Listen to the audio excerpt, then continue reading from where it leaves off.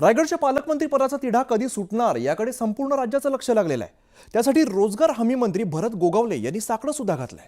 तर दुसरीकडे मुख्यमंत्री देवेंद्र फडणवीस यांनी पालकमंत्री पदाबाबत मोठं भाष्य केलंय।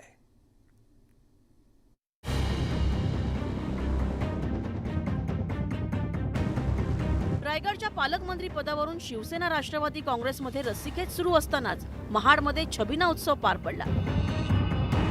या उत्सवात वीरेश्वर महाराजांच्या दर्शनासाठी रायगडचे दोन्ही मंत्री हजर होते। मात्र भरत गोगावले आणि आदिती तटकरे यांनी छबिना उत्सवाला एकाच वेळी येण्याचं टाळलं। छबिना उत्सव हा भरत गोगावले यांच्या महाड मतदारसंघात असला तरी आदिती तटकरे दर्शनासाठी आल्या। तर भरत गोगावले यांनी देव कोणाला पावेल हे सुद्धा सांगितलं। आणि सर्व जजेस येत आहेत त्यावेळेला माझी जबाबदारी आहे की माझ्या मतदारसंघामध्ये ज्या वेळेला एवढी मोठी मंडळी येत आहेत त्यावेळेला त्यांची सगळी व्यवस्था आम्ही करतोय। आणि त्यासाठी की मी आता दर्शन घेऊन वीरेश्वराला पहिलं साकडं घातलेलं आहे, नंतर जो घालेल ते काय मला माहिती नाही काय होईल ते, पण पहिला येईल त्याला देव पावल।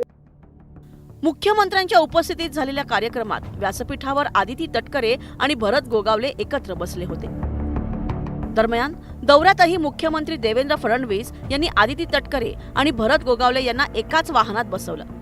परिणामी पालकमंत्री पदावर मुख्यमंत्री काय भाष्य करणार याकडे सगळ्यांचं लक्ष लागलं होतं। सर, रायगडचा पालकमंत्री कोण होणार? सर, रायगडचा पालकमंत्री शिंदे शिवसेना, राष्ट्रवादी की भाजप? आता रायगडचा पालकमंत्री देवेंद्र फडणवीस, एकनाथ शिंदे आणि अजित पवार आहेत, त्यामुळे काही चिंता करण्याचं कारण नाही।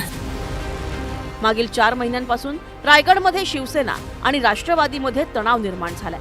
दोन्ही पक्षांचे नेते एकमेकांवर आरोप प्रत्यारोप करतायत। दरम्यान मुख्यमंत्र्यांनी पालकमंत्र्यांबाबत केलेल्या वक्तव्यामुळे तिढा सुटणार की कायम राहणार या प्रश्नाचं उत्तर काही मिळत नाहीये। दिनेश पिसाट, न्यूज 18 लोकमत, रायगड।